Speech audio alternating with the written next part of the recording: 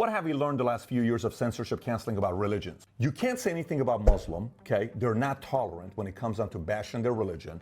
You can't say anything about Judaism. If you do, you could potentially get canceled all over the place. But say anything you want about Christianity, and it's like, it's okay. You can make a comedy thing, a skit, make fun of them. They're totally fine.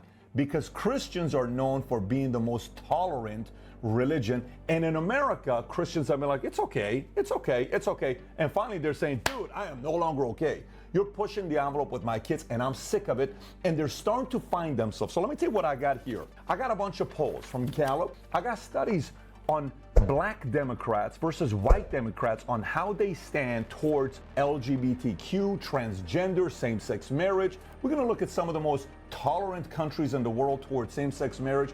We're also going to hear a message from Malcolm X on what he had to say many years ago, which for some of you are going to listen to say, holy flippin' moly. But we're definitely going to touch this uncomfortable issue of same-sex marriage in this episode.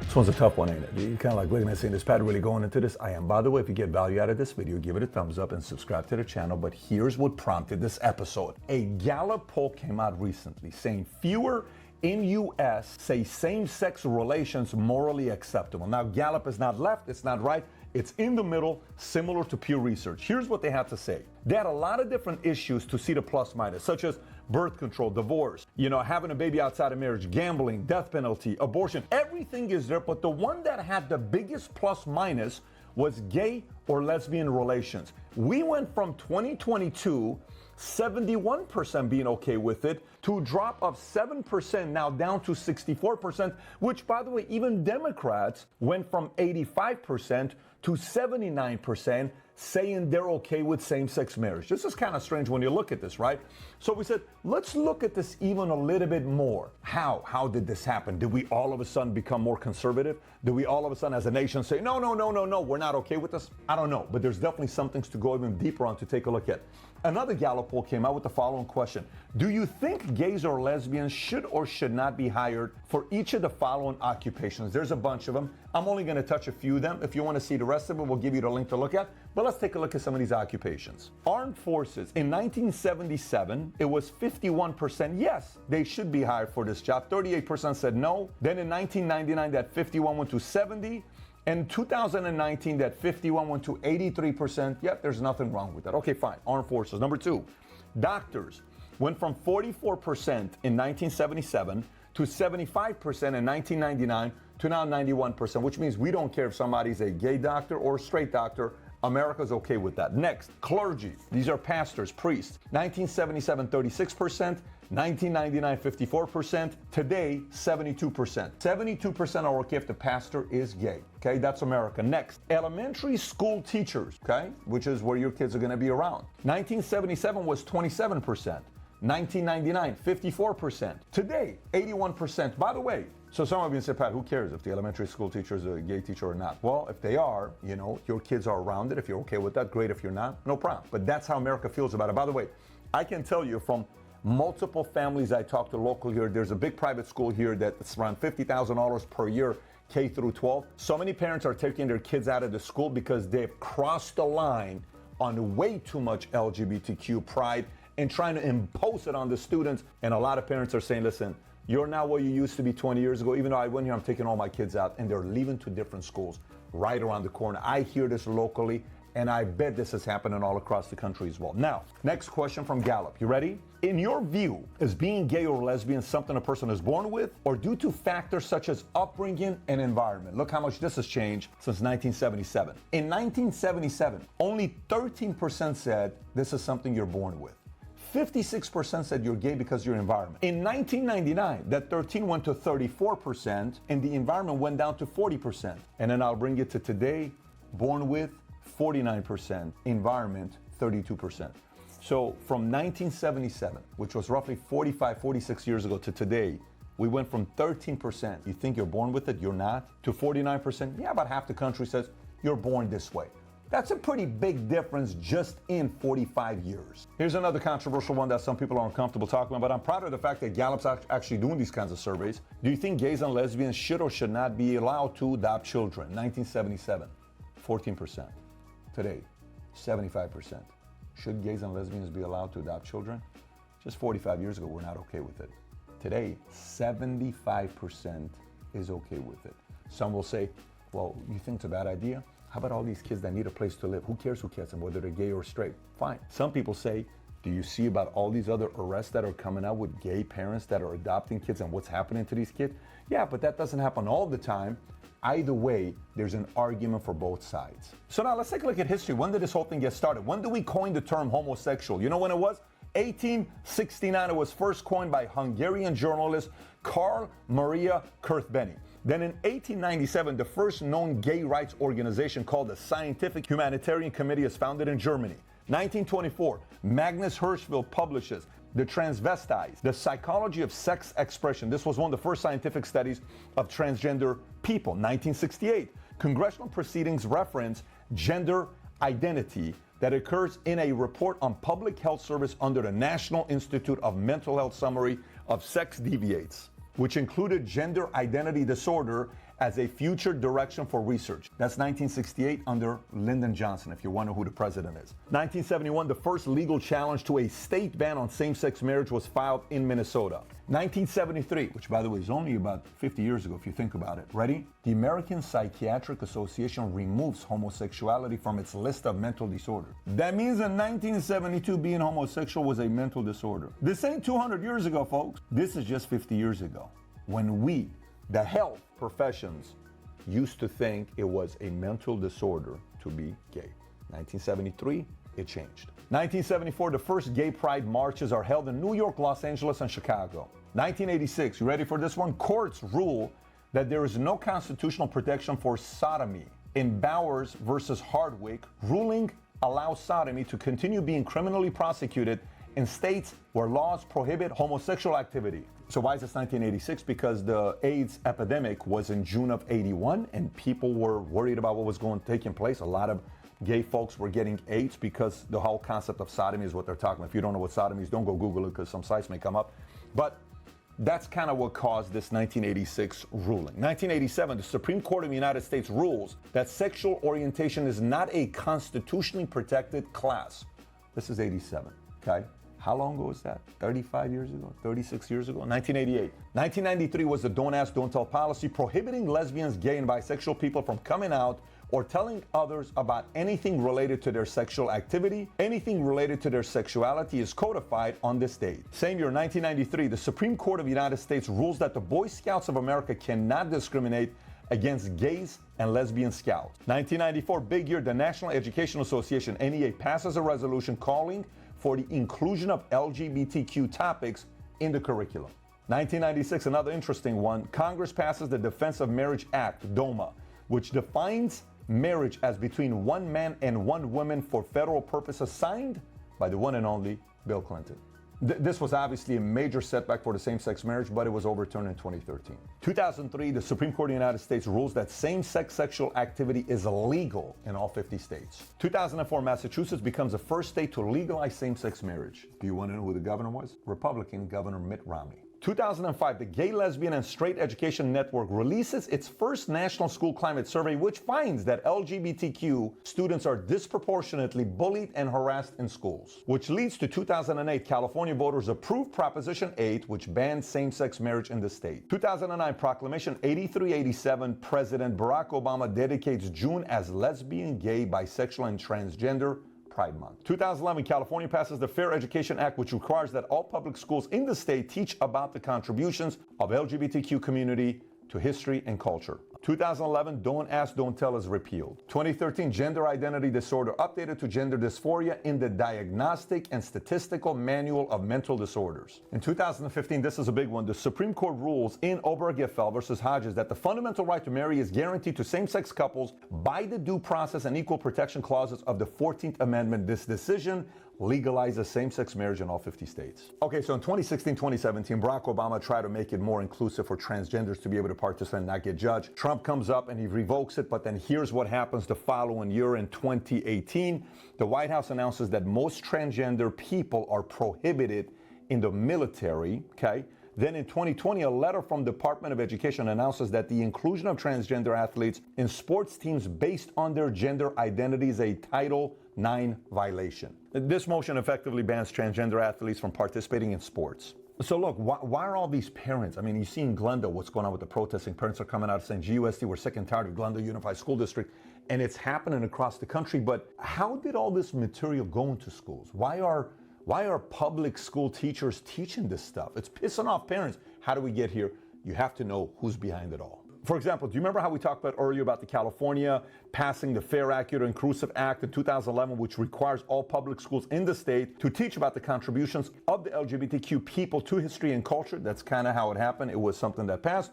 But more importantly, policies that make LGBTQ-related material mandatory in schools are typically approved by state legislatures. In some cases, these policies are the result of grassroots activism, while in other cases, they are initiated by government officials. Once it's a policy, it is then implemented by school district. And who was the most responsible for the California Fair Education Act? You ready? These organizations: Equality California, Gay, Lesbian, and Straight Education Network, Human Rights Campaign, HRC, National Center for Lesbian Rights, Transgender Law Center. And what do these organizations have in common? You ready? They have the same three donors. And do you want to know who's behind these three donors? I wonder who. Do you want to take a wild guess? You probably will get it right. Let me give it to you. First one is Gilead Sciences. In 2001, they became the first company to develop a once daily pill for the treatment of HIV and AIDS. That's one of the biggest funders. And by the way, do you know who's been a shareholder of theirs since 1999? Soros Fund Management. And in 2015, Soros Fund Management was one of the investors in a group that acquired a majority stake in Themis Medicare, a company that provides specialty pharmacy services to patients with HIV and AIDS. And Gilead Sciences is a major customer of Themis Medicare. The second foundation is called the Arcus Foundation, and George Soros is a trustee of the Arcus Foundation and has donated millions of dollars to this foundation. And the third one, ready? The Gill Foundation, which, who do you think is a trustee? George Soros is a trustee and has donated millions of dollars to the foundation's work. A little weird. Why is this guy behind it? Why are you so concerned about kids and wanting to teach this to them? Like, how does it matter to you, George Soros? Why do you care so much? It's a valid question for parents to ask why he's funding this. By the way, as of June 2023, there are 6 states that make it mandatory to teach LGBTQ-related material in schools. Ready? California, Colorado, Illinois, Nevada, Jersey, and Oregon. So look, I don't know where you stand or what you're going to be saying, but either way, you're probably like, what the hell is about this? Kind of uncomfortable to talk about this stuff. You're either watching and saying, I can't stand you doing this. This is why I hate Valuetainment and PVDN. No problem. Or you're saying this, wow, I never knew about this stuff. I'm kind of interested in what else he has to say. I want to kind of look at some religions. If you were to look at which one is the most tolerant to same-sex marriage and which one is the least. If we have to say Muslim, that's the least tolerant. But the most tolerant is Catholics. And this is according to Pew Research. It's followed by Jews, then mainline Protestant, then historically black Protestant, then Mormons at 27%, and the least tolerant is the evangelical Protestant. And by the way, why don't we look at US World News on what countries are the most tolerant to same-sex marriage? Here's what you will find according to US News. If we look at these 24 different countries, you see at the top where it says totally opposed, somewhat opposed, somewhat favor, strongly favor, or total favor score all the way to the right. Here's what you'll find. Canada, 79. US, 63. But look at this. The country with the highest favorability score is Sweden with 92. Then it's Netherlands, then Spain, France, then Germany. You can look at the rest. The lowest, believe it or not, is Hungary in that list with 31. But if you go to other countries such as Indonesia, which is the largest Muslim country in the world, it's got the lowest score with 5, outside of Nigeria, and even Kenya's at 9, and Israel is at 36. It tells you most Christian nations are tolerant, and those that are Muslim nations are not tolerant for same-sex marriage. As if I haven't pissed you off enough with this data that we're sharing with you, I'm gonna share with you from Pew Research, and here's what it says. Unlike other Democrats, a majority of black Democrats say gender is determined by sex at birth. So these are black Democrats. These are folks who were really needing civil rights at one point just 60 years ago. Now they're kind of saying civil rights is different than gay rights. If you look at this, here's what it says. So unlike other Democrats, a majority of black Democrats say gender is determined by sex at birth. If you look at this here, the yellow to the left is determined sex assigned at birth. The blue on the right is can be different from sex assigned at birth. If you look at the Republican leaning, you'll see 86 say no, your sex is determined at birth.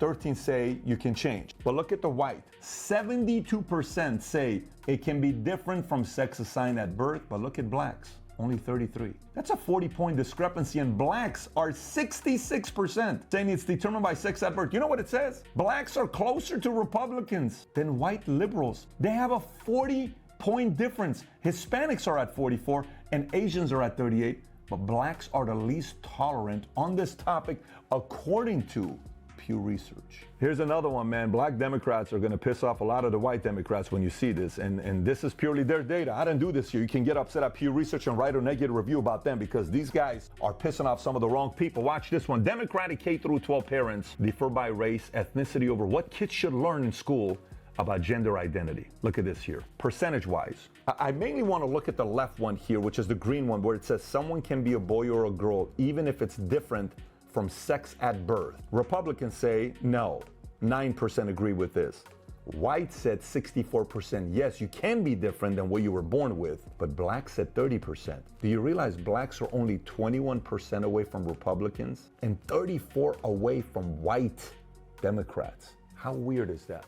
My experience from being in the military with my black friends or selling memberships at Bally's or working in the financial industry for the last 20 years with our African American community, the grandmothers and the mothers are typically very conservative. So this makes sense to me. And by the way, I just want you to watch this one video by this guy. You may know this guy's name is Malcolm X. He gave this speech many, many years ago, comparing the difference between what a white liberal is versus a white conservative. And the only reason I want you to watch his speech, if you've never seen this before, is because in this context, we're comparing black Democrats to white Democrats. Here's what Malcolm X had to say about this many, many decades ago. The white liberal differs from the white conservative only in one way. The liberal is more deceitful, more hypocritical than the conservative. Both want power, but the white liberal is the one who has perfected the art of posing as the Negro's friend and benefactor. And by winning the friendship and support of the Negro, the white liberal is able to use the Negro as a pawn or a weapon in this political football game that is constantly raging between the white liberals and the white conservatives. The American Negro is nothing but a political football, and the white liberals control this ball through tricks or tokenism, false promises of integration and civil rights.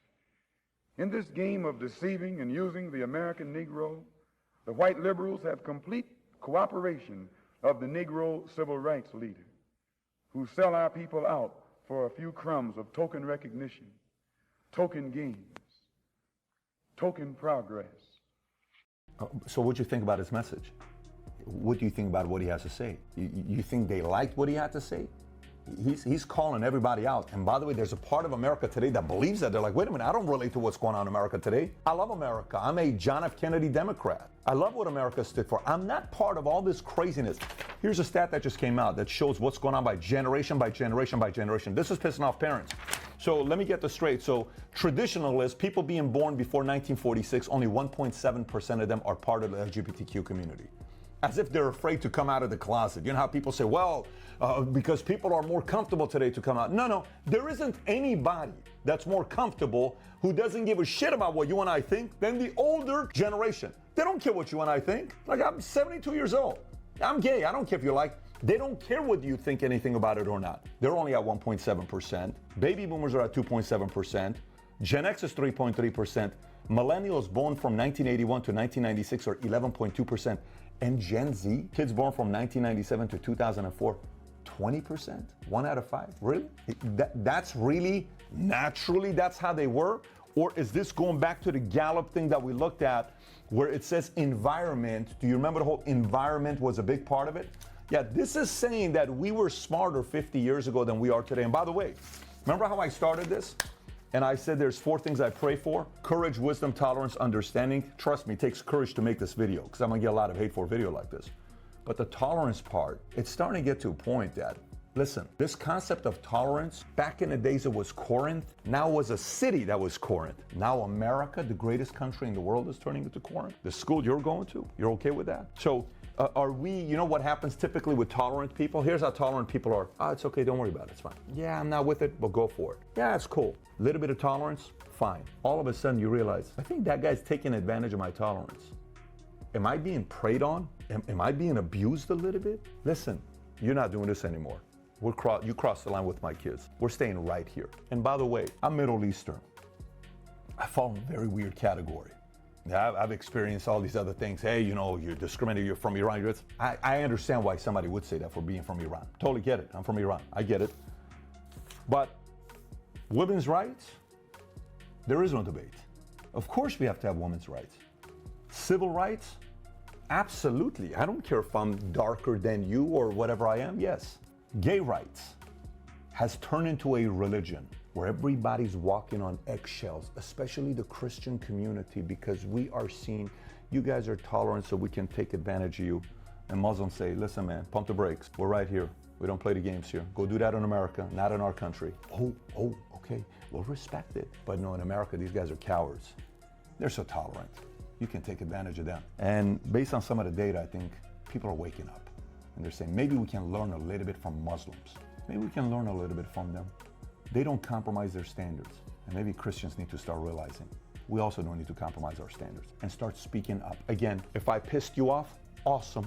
That was the purpose of this content, to get you thinking. If you're watching this and you're like, I was not planning for me to wake up this morning thinking about this topic, but holy shit, here we go. Now I got to text this to my mom and dad and my husband and my wife and my best friend and say, do you agree with what Pat has to say? I don't care. All I want to do with our team of research team that brought all this content, we're all thinking just like you are. I'm sitting and saying, I didn't know this, I didn't know this, I didn't know this. Wow, that's pretty crazy. And if you feel that way, share this with others and talk about it. And if you're a parent and your blood pressure went up the last 20 minutes, we're doing some events around the country for parents. I may be doing one in the city I grew up in, where I went to school, because a lot of parents are frustrated with Glendale Unified School District. But if you're a parent and you want to know if we do any other events for parents in a city coming near you, text the word parents to 310-340-1132. Once again, text the word parents to 310-340-1132. We will let you know if we do any events in your city. And if you want to watch a video as a parent, how to go fight for your kids, we did a video here specifically for you. If you haven't seen it, click here to watch that video. Take care, everybody. Bye-bye, bye-bye.